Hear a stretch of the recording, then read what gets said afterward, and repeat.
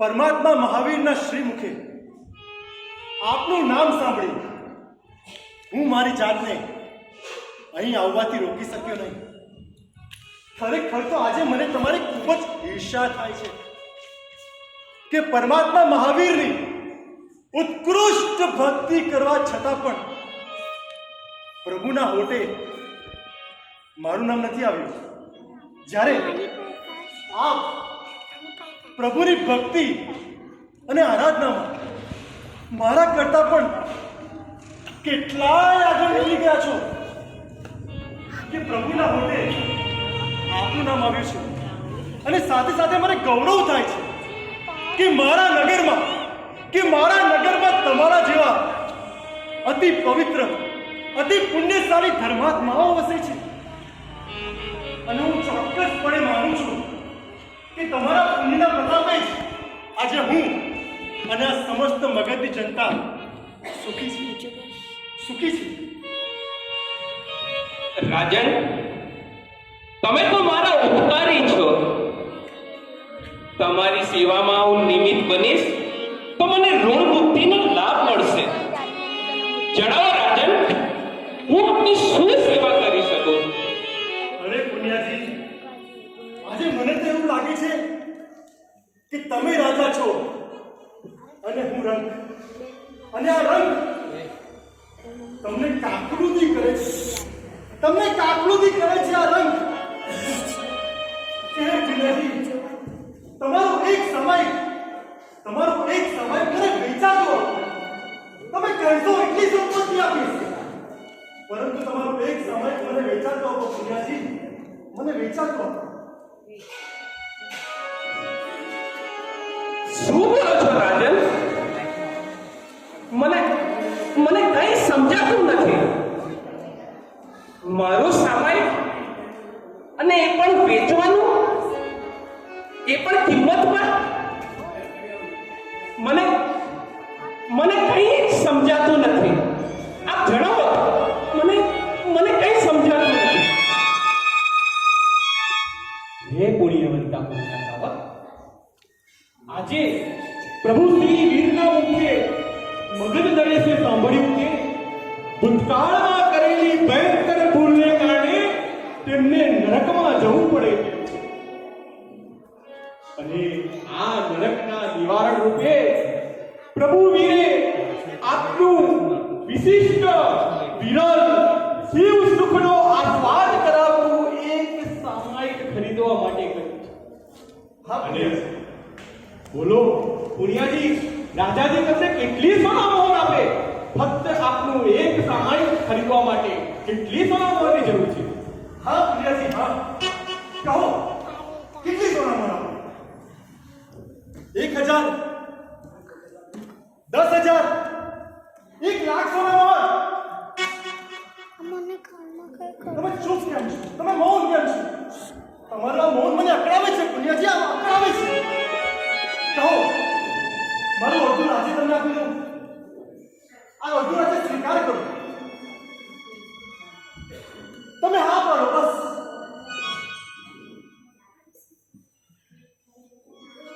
લો, આ સમગ્ર મગધનું રાજ્ય તમે સ્વીકાર કરો. નહીં રાજન, નહીં રાજન.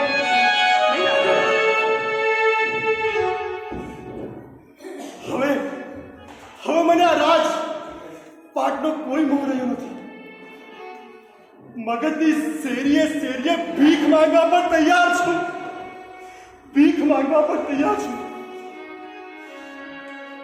પણ આ નરકમાં જવા હું બિલકુલ તૈયાર નથી. હે મહાશ્રાવક, જો તમને રાજ્ય ઓછું પડતું હોય તો હું મગધ સમ્રાટ પોતે તમારો નોકર બનવા તૈયાર છું, તમારો દાસ બનવા તૈયાર છું.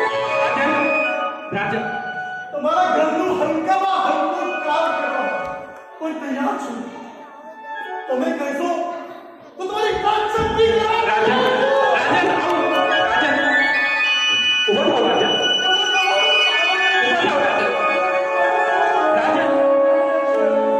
હે રાજન, રાજન, તમે તો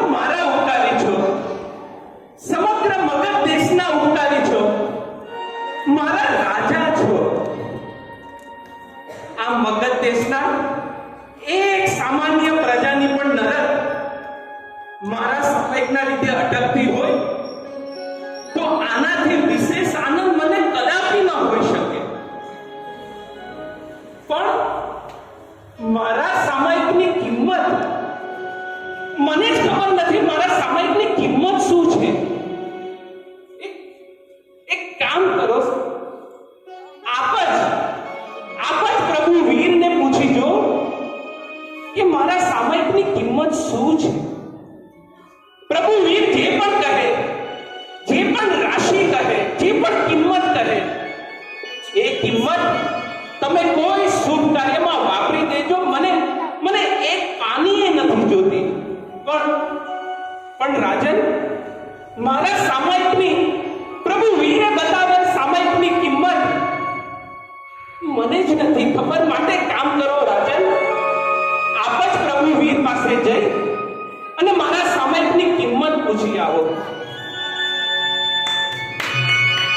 હે સૈનિકરાય, તમારો પ્રયાસ વ્યર્થ છે. માત્ર મગધનું રાજ્ય નહીં, પરંતુ ઇન્દ્ર મહારાજા ઇન્દ્રનું સિંહાસન, દેવલોકની સઘળી સંપત્તિ આપે ને તો પણ પુણ્ય શ્રાવકની સામાયિક ખરીદી શકાય તેમ નથી. તેને મેળવવાનો એક જ ઉપાય છે. ખૂબ જ ભાવથી પુણ્ય શ્રાવકના અનુપમ સામાયિકની અનુમોદના કરો. હે મગધના પ્રજાજનો, તમે સૌ પણ પુણ્ય શ્રાવકના સામાયિક જેવું સામાયિક આરાધવા સંકલ્પ સાથે મોટી સંખ્યામાં દરરોજ સામાયિકની આરાધના કરો. સુધસ્ય શીઘ્ર, સારા કામની આજથી જ શરૂઆત કરો. મને લાગે છે કે મારા સત્તા અને સંપત્તિના જે ગર્વ છે ને, એને તોડવા માટે જ મારા પ્રાણ પ્યારા મહાવીર પ્રભુએ મને આ પુણ્યની ઝૂંપડી પર મોકલ્યો છે. હવે આ નરક તો દૂર જાય એવું લાગતું નથી, પણ આ નરકના અતિ ભયંકર, મહાભયંકર એવા દુઃખોને પણ હું સમાધિથી સહન કરી શકું એવું બળ અહીંથી લેતો જાઉં છું. આ અતિ પવિત્ર એવા પુણ્યની ચરણ રચ હું માથે ચડાવું છું. મારે મને એ જ એક મોટી કમાણી છે, એ જ એક મોટી કમાણી છે. હે પુણ્યાજી, આપ મારા પર ઉપકાર કરો. આપના અતિ પવિત્ર એવા સામાયિકના ઉપકરણો મને ભેટ આપો. એ ઉપકરણો અતિ પવિત્ર ઉર્જા, અણુ, પરમાણુ એ મને સાચી સદબુદ્ધિ અને સમાધિ આપશે. સદબુદ્ધિ અને સમાધિ આપશે. રાજન, જેવી આપની આજ્ઞા. મારે મન તો એ જ પ્રભુએ બતાવેલું શુભ સામાયિક, એ જ પ્રભુએ બતાવેલી દેશભક્તિ અતિ ઉત્તમ છે. અને મારા સામાયિકના ઉપકરણો જો હું આપને આપીશ તો મારે મન એ આજ સુધીનું સર્વશ્રેષ્ઠ ભેટનું હશે. રાજન, આ મારા ઉપકરણો આપ ગ્રહણ કરો. રાજન, આ ઉપકરણોને ગ્રહણ કરો અને મને ઋણ મુક્તિનો લાભ આપો. રાજન, ઋણ મુક્તિનો લાભ આપો.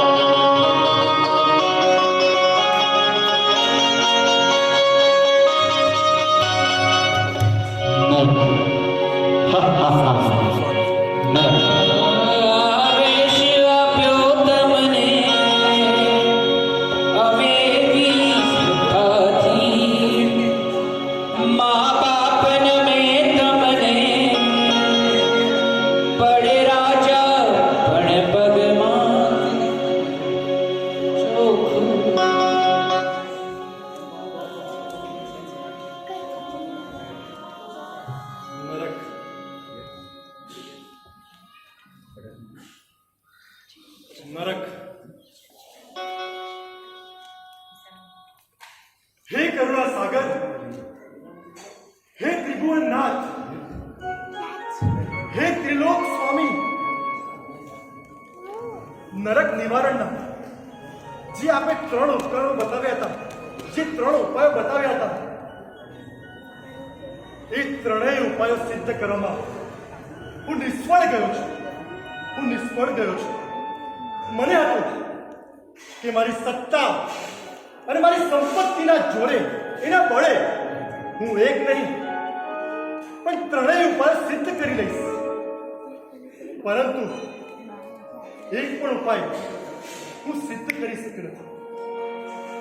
મારી સત્તા અને સંપત્તિનો બધો અહંકાર ચૂર ચૂર થઈ ગયો છે. ચૂર ચૂર થઈ ગયો છે. આ મગજનો નાથ આજે અનાથ થઈ ગયો છે.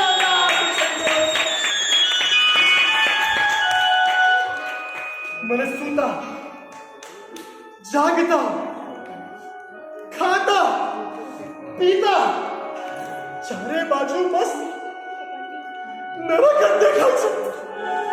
નરક જ દેખાય છે. આવી રીતે તો જીવવું અશક્ય છે પ્રભુ, અશક્ય છે. એ તરણ તારણહાર, મને તારી લો. એ વિશ્વ ઉદ્ધારક, મારો ઉદ્ધાર કરો પ્રભુ, મારો ઉદ્ધાર કરો. મને બચાવો પ્રભુ. મારા નરકમાં નથી જાઉં પ્રભુ. મારા નરકમાં નથી જાઉં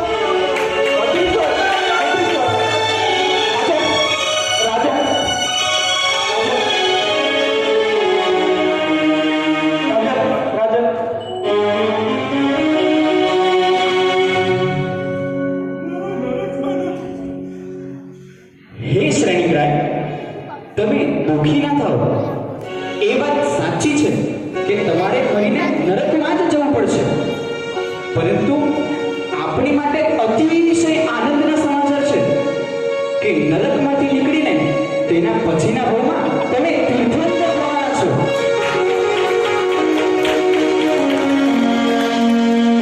આ દુનિયામાં શ્રેષ્ઠમાં શ્રેષ્ઠ પદ તીર્થંકર પદ છે અને તમે તે પ્રાપ્ત કરવાના છો. હે શ્રેણીગ્રાય, તમે આનંદો, તમે આનંદો.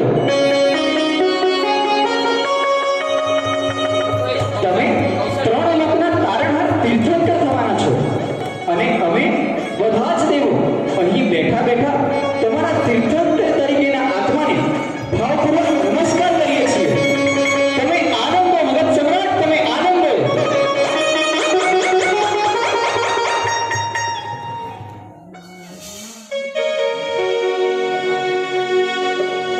પરમાત્માથી રંગ